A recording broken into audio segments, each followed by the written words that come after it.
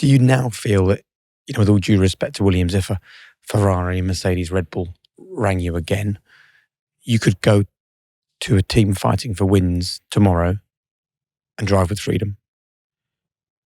Yes, I do. I have the inner self-confidence. It's taken a long time to get there. I don't think I'm one of these drivers who've had it from the very beginning, but I do.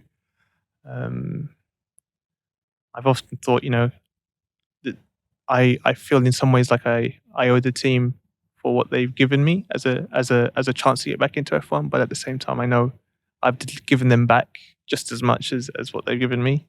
If that sounds a little bit arrogant to say. That's all. I want to make this team work. I really do believe that. I enjoy working at this team. I enjoy this family feel that this team has. I enjoy seeing what James Vowles can do and how he's putting this team. Weirdly, I'm getting old. In the world of Formula One, I'm 27, and I feel like I'm near my peak. As in, you can have your peak for a long time, but I'm getting to a point where I feel like my experience and my speed is in a good place, and I'm ready. I'm ready to win races, to fight for a championship. I would love it to be at this team, but who knows? I've got to keep my doors open because that's just how it is. Just like teams keep their doors open for other drivers, you've got to keep your doors open for other teams. So yeah. There you go. That's a man talking who has been brutally taught the lessons of how cutthroat Formula One can be.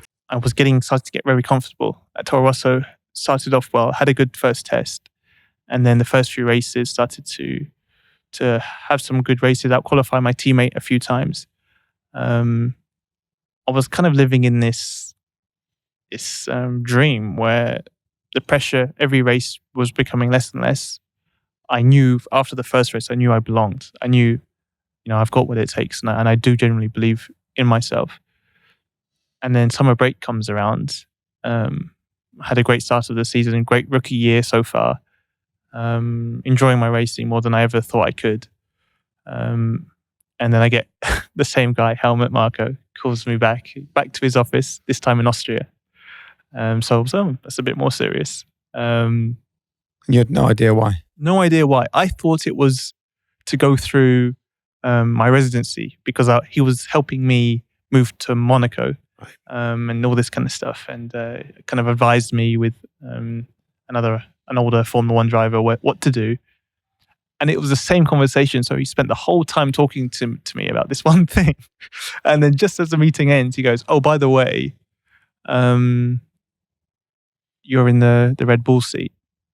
Yeah, I think this is the number to speak to. This is going to be your engineer. Maybe give him a call and figure out. You can't go to the factory, right? Because it's shut down. So everything's legally or by rule, regulation, you're not allowed to speak to anyone during shutdown.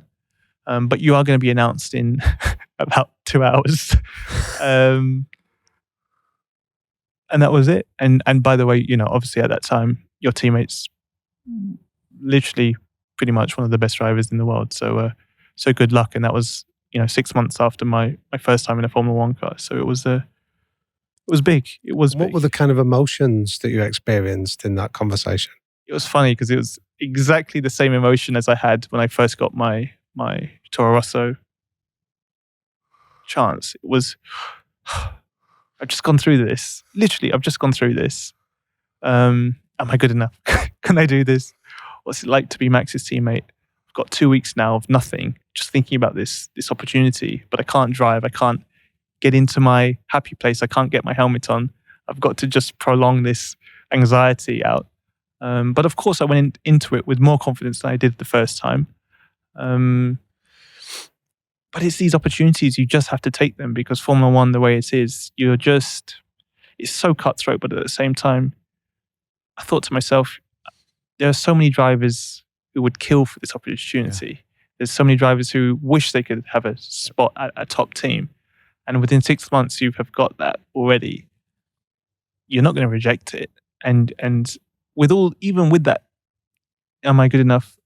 of course, there's this deep inner belief that yes, I am, and you got to go for it. So I am a little bit self-conflicting in myself, but deep down, yes, of course, let's give it a go. Let's see what I'm like. I think in hindsight, it was most probably a bit too early. I definitely was not prepared enough for my first year in In a what top way? team. What do you mean by that? There's so much that goes on in Formula One. People always think it's the driving side of things, and you just got to perform in the car when it matters and all these kind of things. But truthfully, for me especially, the biggest thing to get used to was everything around of it. So once you're in that top team, the spotlight gets put on you far, far more than what it was like at Toro Rosso. The first race that I went to back, it was in Belgium. The attention around this whole seat swap was massive, and every mistake, everything you do gets criticized. It's quite a hot seat. The seat that I was in, it's been moved around a fair bit. So that was one of the main things. To be fair to you, I felt like I did. I struggled with the media attention to begin with. I also didn't have a manager. I didn't have anyone around me. So in terms of a personal support, I had my family. But I was kind of just going about it alone. I'd go to the racetracks by myself and I had my trainer, to be fair, but it was just us two going around. But there's also this just general knowledge about racing. So when you're in junior categories, you're quick, and that gets you away from everything. There's no importance to have good feedback, to truly give direction and leadership. When I was going through Formula 3, Formula 2, you pick up the skills, you learn the science behind what does an anti-roll bar do, or why do you need to run more pitch in the car, or what does dropping a car do? All these scientific engineering terms you pick up along the way. But in Formula 1, it's firstly, the engineering level is far advanced to anything that happened in Formula 2, but also when I'm struggling with the car, what do I need to do? What do I need to do? Some settings on my steering wheel? Will that help with my performance engineer? Or do I need to do, I don't know, there's literally 30 or 40 different things you can do to solve one problem.